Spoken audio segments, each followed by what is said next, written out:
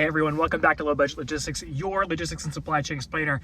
Today we're going to be talking about an extremely important part of the logistics world, and that is line haul. I'm talking about moving stuff on trucks like this and trucks like that, less on little tinier trucks. And line haul it's really how everything gets moved in the U.S., right? So if you're looking at a map of the country, there's a lot of space.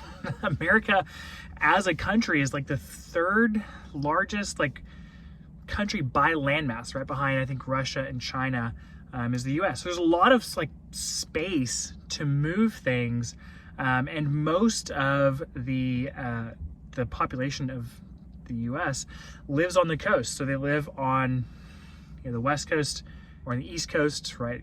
Large population centers like in New York City or those places like that, or they live along the Gulf Coast. There's not a whole lot that goes on in the middle. If you're in one of those states, you've heard them referred to as the flyover states kind of for a reason. And one of the problems with logistics is that huge amount of space exists in the middle of the country, and you have to get stuff from one side to the other, right? So most of the products that we use in the United States come from Southeast Asia and the China area of the world. They come in on the West Coast. That has to get moved somehow. One of the ways, obviously, is trains. They're a fantastic way of moving, a large amount of stuff. They take a while, and you're kind of limited to where you can bring stuff on and off. And a lot of stuff moves on a truck, right, like that. You'll see them all over the interstates. We should talk a bit about the interstate highway system in a future video, but it is one of the reasons why America sort of is the way that it is, and we are as prosperous as we are, is that we have a pretty significant, we were one of the first countries to really invest in railroads, and we invested heavily in the interstate highway in the 50s under Eisenhower. All that aside, it's a great way to get stuff from one side of the country to the other if you need to go sort of long distances. What we will typically do, right, a logistician or logistics manager will have a relationship with a freight broker. And those are people who just sort of have connections with carriers. So, right, like in this instance, this company is called Interstate. That's not a real company. Well, maybe. That sounds like a great name for a trucking company, which is why it's on there. But there will be some sort of connections, because typically you don't need to have a lot of trucks on the road at any given time, right? So most of the places that have ever worked didn't need to own trucks, and there are companies that do, right? Like a Walmart has a large fleet of vehicles, of trucks that do over-the-road trucking. There's other companies that are like that, where either they're very old and have established these things, a while ago, or they, just it's worth it for them. Most of the time, you're going to see just specialized carriers, and a lot of these carriers are really small operations, right? So a truck driver has saved up and has purchased his vehicle, and that becomes an owner-operator, which is what this looks like to me. Would be an owner-operator. Typically, you'll buy the cab, and then the freight will come in an empty chassis. That's not you don't normally own both things if you're an owner-operator. Sometimes you can. Depends on what you're doing. And then, so let's say an owner-operator has purchased a truck, and then they buy another one, and they contract that out with another driver, and they're making some money on all of the loads that other truck driver is doing because they own the truck. There's a lot of reasons for that. We'll talk about the freight world. It's highly fascinating. But know that there's a lot of mom and pop operations, and they will they'll talk to a freight broker, and they'll sort of say, hey, I have volume, I'm ready to move. And so the freight broker sort of takes both sides of the spectrum, the supply side and the demand side, and then they match them up, and they have a market, and they'll sort of meet those two sides. For line haul, we should really specifically talk about what that is. Line haul is like long distance trucking, right? So you'll see local trucking, which is I'm going to move from one side of a city to the next. Those are going to be done on really smaller trucks. line haul is going to be done, also called over-the-road trucking. That will be done in sort of long distances, long haul. Like I'm going to drive for several days straight to get stuff from where it is to where it needs to be. And that whole distance will be calculated by a freight broker. It will be priced by both the carrier and the freight broker, because the freight broker needs to make a little bit of money on top of, whatever it is that they're selling. And then they'll sort of meet the two. They'll match the sides up. They'll say, hey, carrier, you've got this load. It's coming from this shipper. Go meet them.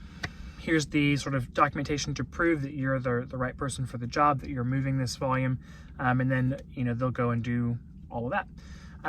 The fun thing about line haul, so if you own a truck, you want it to be as profitable as possible, right? Because that's your source of income. That's how you're making money. And so a lot of times these drivers, they want to get loads. They want to just be driving all the time. They'll drive for weeks on end, which is a difficult life, and why truck drivers are becoming a bit more scarce. They want to be driving a lot because they're basically getting paid by the mile to drive and to deliver volume. So as they're driving, they are actively trying to get shipments to come back. So they'll pop around, they'll say, hey, I've got picking up a load in Dallas, heading to, we'll say, Wilmington, North Carolina. And then in North Carolina, they're going to pick up a load that's going to go up to, let's say, up to New Jersey. From New Jersey, they're going to have one that goes to Chicago, and they'll just kind of bebop around the country, picking up volume wherever they can to make it as profitable as possible. Now, there are some things in the world of line haul that actually shift the market demand. There are times when there's a lot of available capacity in one part of the country for a seasonal event. One of the commenters said, hey, we used to get really good backhaul rates during a specific time of the year because growers in Florida, like orange citrus produce grows in Florida, they would bring volume in. They'd bring a bunch of carriers into that area, and then those carriers had to find loads to get back out. And so they would get cheaper rates out of those areas. There's other things that have those sorts of impact. For instance, right now, right? So as I'm talking, it's August.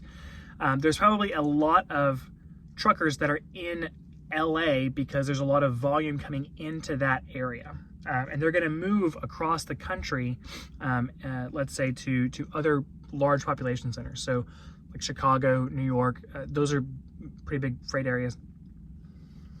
Once they're there, they need to find a load back. And so getting backhaul back over to LA right now is actually pretty cheap. And typically it will cost less on that backhaul route. So like truckers want to get back to LA to pick up the really expensive loads. So they'll take, they'll take a lower price load. They'll take a discount to get back. So, right, you may take a load from LA to Chicago that might cost $4,000. But a load from Chicago to LA might cost $2,000 because they're basically just like, hey, I just want to cover the cost of gas to get back to get that really expensive load back across the country. So line haul is a really interesting part of logistics, and the rates are constantly changing. There's lots of things that affect it. One of the most fun things that really affects line haul, especially during the summer, is there's a week where the DOT, the Department of Transportation federally, they will inspect drivers. And so every driver, like no drivers want to drive during that time. It's a well-known secret within the freight world is that it's hard to find a trucker during DOT inspection week. And so you'll have to pay a little bit of a premium for that driver to take that load. Typically it'll be, somewhere around $200 to $300 over, that price. Other things in the world that affect it is like Thanksgiving. It's hard to find a truck driver during Thanksgiving because they want to be home with their families, or there's just a lot of volume that needs to get moved, right? Because you get the Black Friday side and all that stuff. So all that to say, like that market is extremely volatile. It depends entirely upon where the capacity is and where it's going to.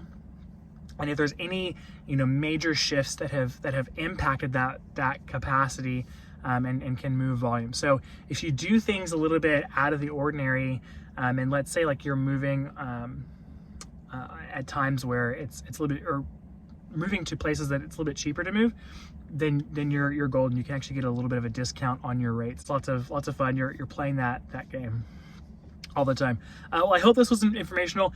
This was really based off of a comment and a request from a subscriber. So I hope that answered your question. I would love to talk more about it in the world of freight, and how that that works. But if you do have a question or comment, please let me know down below in the comments, or hit me up on LinkedIn or somehow. Let me know. I'll be happy to answer it for you. Other than that, please like and subscribe to the video. Please share this with your friends who will not understand what in the world trucking is and what line haul really means. But thanks so much for watching, and I hope you have a fantastic day.